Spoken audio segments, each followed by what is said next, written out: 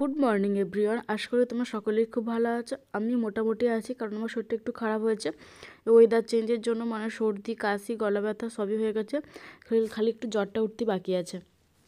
তো দেখো সকালবেলা ঘুম থেকে উঠে বাইরে থেকে ঘুরে চলে এসেছি। তারপর দেখো বিছানাপত্র গুছিয়ে নিচ্ছি। আর এখন না এই বৃষ্টি হয়েছে তো, ওয়েদার তো এই কিছুদিন আগে খুব ঘাম দিচ্ছিলো, গরম পড়ে গেছিলো। এখন আবার বৃষ্টি হওয়ার পর একটু ঠান্ডা ঠান্ডা লাগে ভোরের দিকে, তাই জন্য এই যে একটু মোটা একটা পাতনি বের করেছি, এটা একটু গায়ে দিই। দেখো ঘরটা আমার পুরোটাই গোছানো হয়ে গেছে। তারপর এই ঘরে এসেছি, এই ঘরে দু একদিন ঢোকা হয়নি, মানে গোছানো হয়নি সবটা। ঢুকি তো অবশ্যই, কিন্তু মানে গোছানো হয়নি। তাই জন্য আজকে ভাবলাম যে সকাল সকালে একটু যেহেতু উঠেছি, তাই জন্য হচ্ছে গুছিয়েই একবারে সমস্ত কাজ সারবো।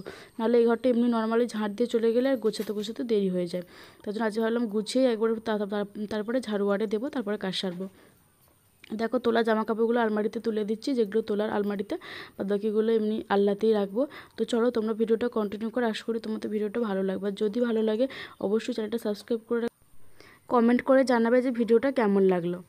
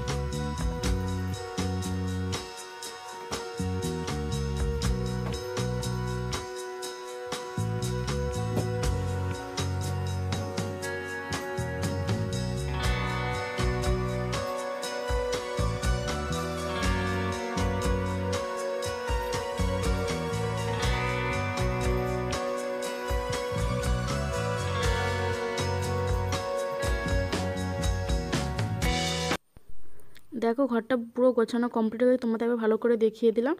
এবার শুধু মুছলে আর ঝাড়ু দিলেই হয়ে যাবে। আর দেখো সিংহাসনটা তোমাদের দেখিয়ে দিচ্ছি একবার। তো দেখো পুরো ঘরটাই গোছানো হয়ে গেছে। আর বিয়ের আগে নাই মানে এইসব ঘর বাড়ি এতটা গোছাতাম না। তো মা বকতো, বলছে ঘর বাড়ি না গোছালে বিয়ের পর কীভাবে কি সংসার করবি, সেখানে ঘর তো না গোছালে লোকে নির্ণয় করবে। কিন্তু এখনই মা এসে বলে যে তুই আগে কী ছিলে আর এখন কী হয়েছে। সত্যি করা, আমরা বিয়ের আগে একরকম থেকে বিয়ের পর পুরোটাই চেঞ্জ হয়ে যায়। নিজের সংসারের কাজকর্ম গুছিয়ে, অনেকে সবাই সমানে, কিন্তু বেশিরভাগ মেয়েরা আমরা চেঞ্জ হয়ে যাই সময়ের সাথে সাথে।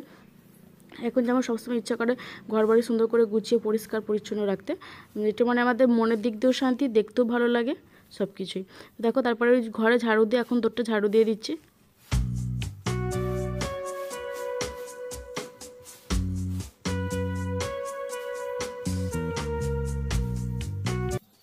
এখন চলে এসেছি গেটের বাইরেটায়, আর গেটের বাইরেটা তো আলাদা ঝাড়ু দিয়ে ঝাড় দিই।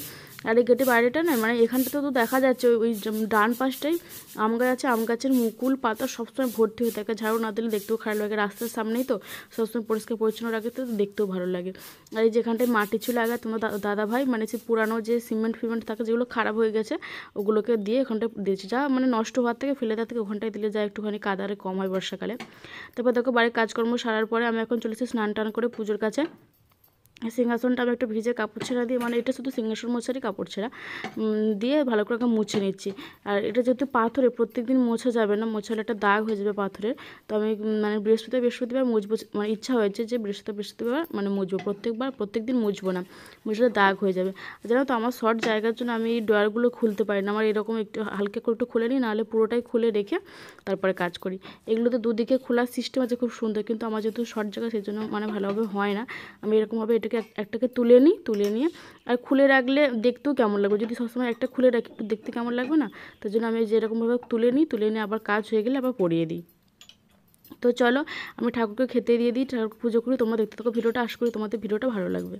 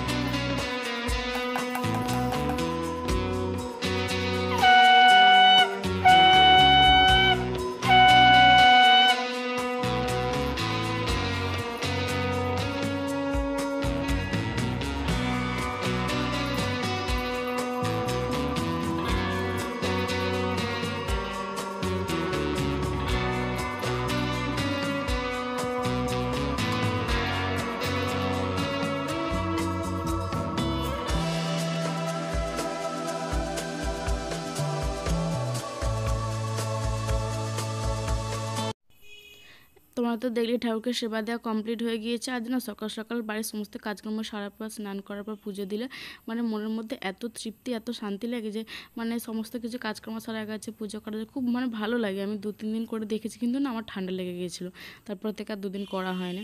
তারপর দেখো আধ ঘন্টা রাখার পর আমি বাসনগুলো ভালো করে ধুয়ে উপর করে রেখে দিয়েছি, কারণ আমাকে একজন বলেছিল মানে আমাদেরই কাছে পিঠে যে এরকম করে বেশিক্ষণ রাখবে না। আমরা যখন মানুষরা তো বেশিক্ষণ ধরে খাবার খাই না, 10-15 মিনিট আধ ঘন্টা লাগে।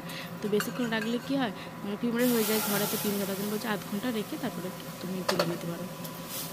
তারপর দেখো রান্নাঘরে চলে এসেছে। আজকে বানাবো উচ্ছের ডাল। এই উচ্ছের ডাল হয়ে গেছে, ডিম আলুর তরকারি বানাবো, একা তো খাবো।